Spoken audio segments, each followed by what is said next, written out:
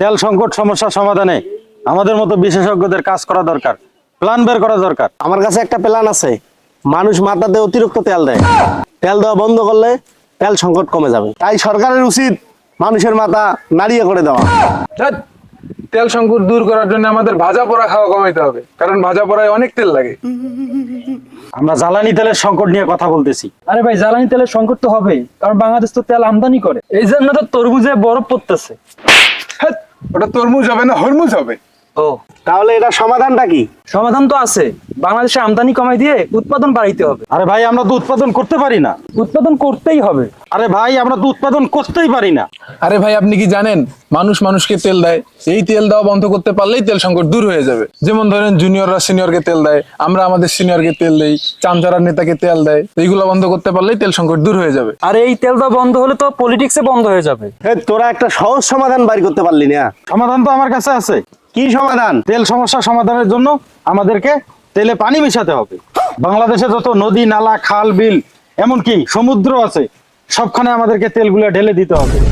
তেল আর পানিতে যখন মিক্স হয়ে যাবে, তারপরে আমরা নদী নালাতে পাইপ লাইন ব্যবহার করে সেখান থেকে তেল তুলে তেল সমস্যার সমাধান করে নেব। দূর মিয়া, তেলের সাথে কখনো পানি মিশে? কেন মেশে না? আরে তুই কি পাগল নাকি? গাড়িতে তেল লাগে কেন? কারণ ইঞ্জিন আছে। আর আমরা এমন গাড়ি ইউজ করব যেটাতে কোনো ইঞ্জিন থাকবে না। ধ্যাৎ, ইঞ্জিন ছাড়া কখনো গাড়ি হয় নাকি? আরে হয়তো, কেন গরুর গাড়ি? হাবগুর আলফাল ভেদলা পারেছে।